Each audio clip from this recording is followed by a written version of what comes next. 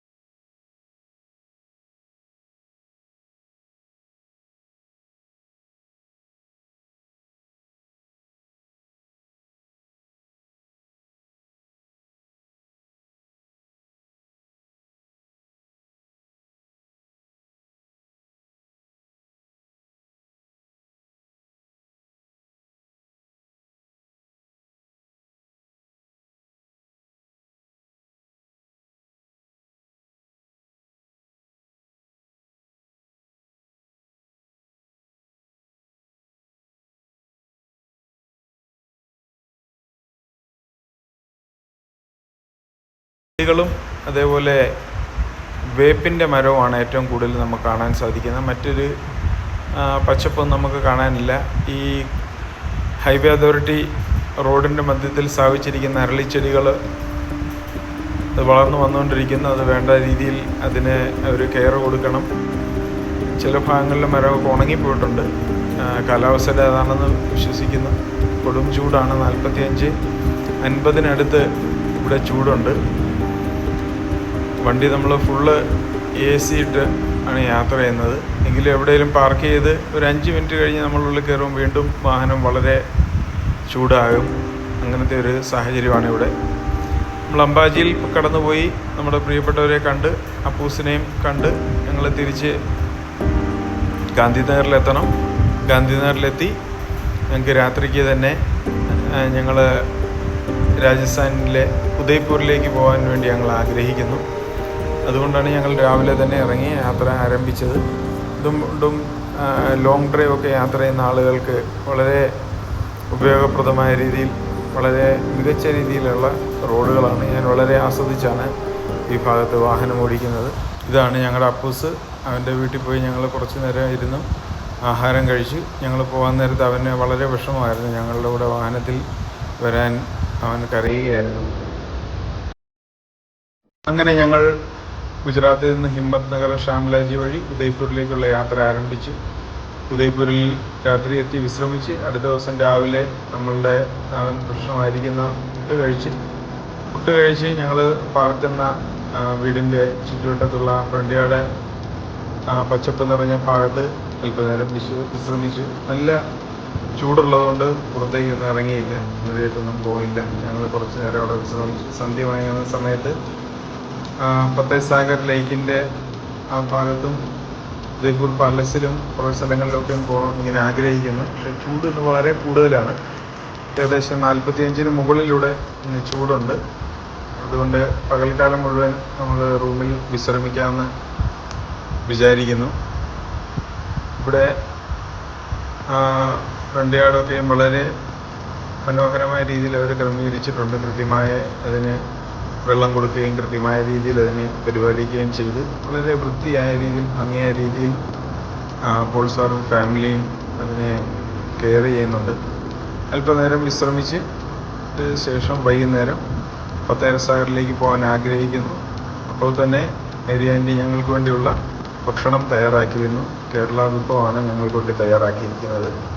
അതിനുശേഷം സന്ധ്യ മയങ്ങിയ സമയത്ത് ഞങ്ങൾ ഫത്തേസാഗർ റാണി റോഡിന് സമീപമുള്ള ഫത്തേസാഗർ ലേക്കിൻ്റെ അടുത്തുള്ള ആ പാർക്കിലൂടെ ഒന്ന് ഞങ്ങൾ നടക്കുവാൻ വേണ്ടി ഇറങ്ങി. ഞാനും പാലക്കാട് സ്വദേശിയായിരിക്കുന്ന സുഭാഷ് സാറും എന്നോടൊപ്പം ഉണ്ട്. ഞങ്ങൾ കുറച്ച് നേരം പാർക്കിലൂടെ നടന്നു. അദ്ദേഹം പറഞ്ഞു ഇപ്പോൾ ആളുകളൊക്കെ വളരെ കുറവാണ്. സന്ധ്യ മയങ്ങുമ്പോൾ ഫാമിലിയായിട്ടൊക്കെയും ഒരുപാട് പേര് വരികയും കുഞ്ഞുങ്ങളുമായിട്ട് സന്ധ്യാസമയങ്ങളിലൂടെ ചിലവഴിക്കാൻ അനേകർ വരുമെന്ന്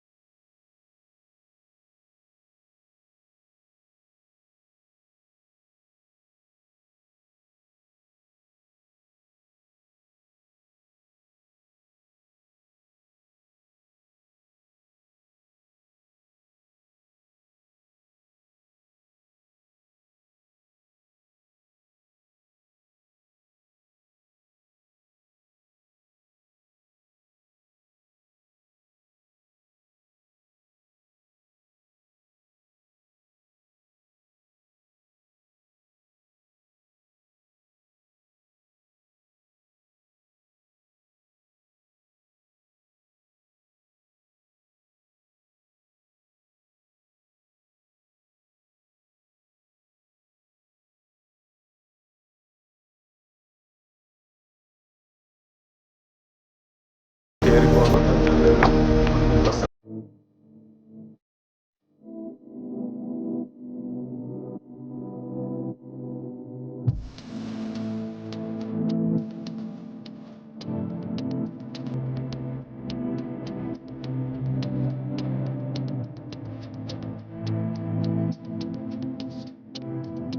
അങ്ങനെ നമ്മൾ ലേക്കിൻ്റെ മറ്റൊരു ഭാഗത്തെത്തി. ഭക്ഷണം ഓർഡർ ചെയ്ത് ഞങ്ങൾ നിൽക്കുന്നു. എൻ്റെ കൂടെ ഡീസാദോ സ്വദേശിയായിരിക്കുന്ന നീൽകാന്ത് സാറ് എൻ്റെ കൂടെ ഉണ്ട്. ഞാനും നീൽകാന്ത് സാറ് കൂടെയാണ് വൈകുന്നേരം വാഹനത്തിൽ ലേക്കൊന്ന് ചുറ്റി കറങ്ങാൻ വേണ്ടി വന്നത്. അപ്പോൾ കാലാവസ്ഥ നല്ല കാലാവസ്ഥയാണ്. ചൂട് അല്പം കുറഞ്ഞിട്ടുണ്ട്. ചുറ്റുവട്ടത്തായ ഇരിപ്പിടങ്ങളിൽ ധാരാളം ആളുകളെ ഇരിപ്പുറപ്പിച്ചു. ഞങ്ങൾ ഒരല്പം ഭക്ഷണം ഓർഡർ ചെയ്തിട്ടുണ്ട്. ഇങ്ങനെ നമ്മളിവിടെ വന്ന് ഫത്തേസാഗറിൻ്റെ സമീപത്ത് വന്ന് ഒരു മഞ്ചൂരിയൻ മേടിച്ച്. വളരെ ദുഃഖകരമായ വാർത്ത എന്തെന്നാൽ ഇവിടെ നോൺ വെജ് ഒന്നും കിട്ടത്തില്ല, ചിക്കൻ ഒന്നും കിട്ടത്തില്ല. ഇങ്ങനെ ഒരു ദുഃഖ വാർത്തയുണ്ട് ഇവിടെ. അത് വന്നോട്ട് വെജാണ്.